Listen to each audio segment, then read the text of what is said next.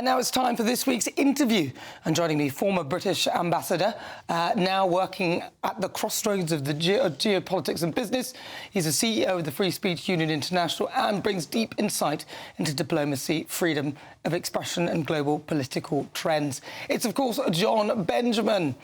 John Benjamin, thank you very much for joining me. Lovely to talk to you. Thank you for inviting me, Nanny. That wasn't me collapsing, I have to add, but thank God. Not yet, anyway. So, look, we first of all, I just want to quickly touch on freedom of speech because, you know, at the moment we're seeing lots of things happen. Even Keir Starmer appears to be retreating on some of the things that he may well be putting into place because he's concerned that he may not get the trade deals that he's after. How important is it and why did you feel to be part of the Free Speech Union International? Yeah, so maybe to separate those two things out. Free speech itself, I feel, is somewhat under attack in the very countries which should be examples to the world. I'm talking about Western liberal democracies here, for example, where the Free Speech Union under Toby Young, now Lord Young, was set up 5 years ago, has nearly 30,000 members, which shows there was a real demand for what it does, what it lobbies for. And we've since set up in Australia, New Zealand, South Africa and Canada. But just to show it's not just an Anglosphere or Commonwealth concern, it's also set up in Switzerland, and we're in discussions with people in mainland Europe and other democracies around the world. And it's about preventing a retreat from high standards of free speech in an atmosphere where people are increasingly feeling that there's kind of orthodoxies that they have to adhere to, otherwise their livelihoods, their professions may be under threat across the arts, across academia, in the public sector and so on. And there should be a very high bar for any limitations on free speech in a country like ours and similar democracies. After all, free speech is something that people fought for centuries. They fought for freedom from having to kowtow to certain orthodoxies, to whether they were religious or political, or whatever power structures they worked under.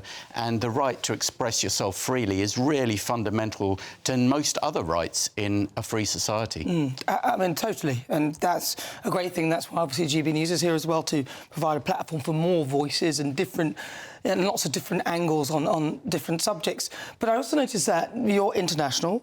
You speak so many languages. Oh, my God, you speak... How many languages do you speak? Depends how tired I am on any given day. But, yeah, I mean, I'm very grateful to the career I had in diplomacy because you get taught languages as part of that. It's about 7. I speak Spanish at home, so there you go. That's the one I speak most often alongside English. But I was lucky to be posted in Indonesia and Turkey, for example. I grew up partly in Germany, partly in Sweden during university, so I picked up all those languages as I went along. But I also learnt from being in those countries how important free speech is, because I was in Indonesia a long, long time ago under a kind of military dictatorship.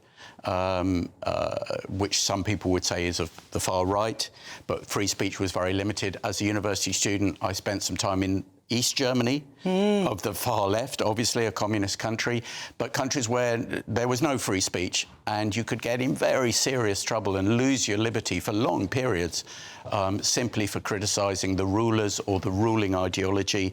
And those were very formative experiences for me. I can imagine they would be. Now, we've got on the screen a picture of you.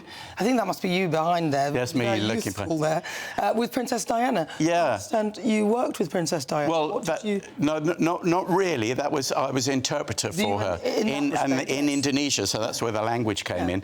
That was in 1989, which seems like a long time ago, which is, of course, a very spectacular year because it was the year that all the communist regimes in Eastern Europe fell, broadly speaking, but I was on the other side of the world. But Indonesia was very much a different sort of dictatorship, if you like, at the time. Incidentally, Indonesia, if I can give it a quick a quick kind of bigging up.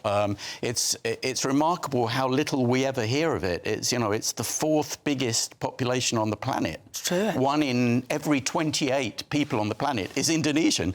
285 million people. It's the largest Muslim country on the planet. And yet we almost never hear of it. No. It almost never features. And even people who may have heard of parts of Indonesia, like Bali, because people have travelled there or been on holiday there, don't really associate it with the concept of Indonesia. It's amazing to me how a country which was then a dictatorship and has now got quite high levels of free speech flies completely under the radar. I don't know how often it features on GB News, but I don't really hear it featuring anywhere. I very rarely mention Indonesia, to be honest with you. I'm not sure I know where it is on the map, if I'm honest. Well, look between Southeast Asia and Australia, and it's 17,000 islands, so it's an amazing country. You see, maybe I should visit somewhere in Indonesia. I used to have to use the razor that my ex-girlfriend used to shave her legs. It scratched me and it made me feel weird. But fear not, because Manscaped is back with a game changer. This isn't just any old shaver. We're talking about the Chairman Pro Electric Foil Shaver with 2 interchangeable skin-safe blade heads. One for that baby smooth look and another when you want to keep it a bit rugged. Get this, it's waterproof. You can use it in the shower, by the pool, or even while scuba diving if that's your thing. This beauty runs for 75 minutes on a single charge. That's enough time to shave your face, your mate's face, and still have juice left over for touch-ups. You'll also get their Power Shave Gel for a proper wet shave experience, and a face shave soother to keep your mug looking fresh and irritation-free. It's like having a barber in your bathroom, minus the awkward small talk. Click the link in the description and use the code GBN for a whopping 20% off and free shipping with the code GBN at manscaped.com. Join the 11 million blokes worldwide who trust Manscaped. Your face will thank you, and so will your wallet. Some people probably like me to stay there. but so you've never actually met Princess Diana, or did you meet her? But yeah, I was with her then, so but as her interpreter for a few days during her visit. What was she like? She was extremely nice and personable, somewhat shy. I think that was it. She kind of had room to grow and blossom in the role after that, and become more confident. But one of the things she did in Indonesia on that visit, which is slightly overshadowed by, you remember, during subsequent trips in, I think it was in Angola, she walked, where landmines were planted to kind of demystify them. She talked to people suffering from AIDS to demystify the contagion. In Indonesia, and this is not very well remembered, perhaps at the start of that trend, she went to a hospital, a clinic for people suffering from leprosy, where in Indonesia and all around the world there are large stigmas attached to people. Well, of course there are, because you can catch it. Except it's quite difficult to catch it, actually, and she demystified that by being close to people suffering from leprosy in Indonesia, which helped demystify in Indonesia, in the UK, around the world. So is there a vaccine for leprosy? There is a cure for it now. There is a cure. There is a cure, and there are antibiotics. So I think it never gets really beyond the early stages now. Thank God. But it's still a problem in parts of the world, and she helped shine a light on that quite bravely, because I don't think many other people would have done that at the time. You were also the British ambassador to Ghana, which is where my family are from. Exactly. So I was High Commissioner, which is the same, really, is what we call ambassadors in Commonwealth countries. And interestingly, at the same time, I was ambassador to neighbouring Togo. Tiny little Togo next door, where we don't have a resident embassy. But Togo has since joined the Commonwealth, so my successor in Ghana is not just British High Commissioner to Ghana, but British High Commissioner to Togo.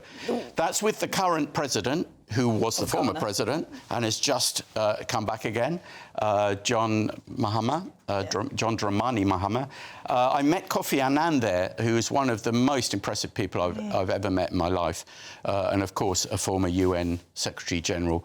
That was the president of the previous 8 years until John Mahama took over again at the beginning of this year. And of course, a big role of a diplomat is to be neutral in your role and to be with different people. Well, Beyonce, let's talk about soft power, Nana. I'll tell you about Beyonce. She's a bit different to a lot of the other stars I met, in that she's not British, and of course, most of in a role. How come? Because I knew someone in Chile. This is where it happened. Who was a major promoter, who was promoting promoting her concert. Ed Sheeran. And he invited me to meet her backstage. Ed Sheeran came to my house in Ghana. He took a sabbatical of quite a few months when he spent a lot of time with Ghanaian musicians, and he recorded some music there. Such a nice guy. Mick Jagger there as well. Yeah, Mick Jagger, that's Ronnie Wood. And again, you see, soft power as well. Soft power. Yeah, Seals. It's a lot of fun. It's a lot of fun. It is part of how Britain is identified in the modern world around the not quite British, but anyway, that was in Chile, and there wasn't an Irish embassy, so I got to meet him. Popular culture, popular music is really part of how Britain is identified by young people around the world now. So was that part of your role then? You meet all these musicians, and is that part of the soft power? Well, I want that job. It's part of the definition of soft power, along with so many other things: British education, sport, arts. Language, teaching of English is huge demand around the world. So soft power is a very nebulous and wide concept. However, much as I enjoy being part of it, it's not as important as hard power. Hard power is your military power, your political power, your economic sway, and the weapons you can bring to bear, ranging all the way from military invasion to economic embargoes, right down to, say, visa bans on individuals if you want to punish them, as we do under the sanctions regime. And soft power shouldn't be exaggerated, because it's not as important as hard power, and you could argue that in the era we're in now with Donald Trump and so on, we've gone back to a period of really hard power, of the cold realities of how states interact with each other. So soft power may be a little bit too fluffy for some in this current era. Well, listen, John Benjamin, we've got to go, because it's been fascinating talking to you. We're just getting started, won't we? We'll have to bring him back for sure. Well, thank you so much to John Benjamin. Really good to talk to you. He's such an impressive character, done so much there. And, of course, the Free Speech Union International is his bag at the moment.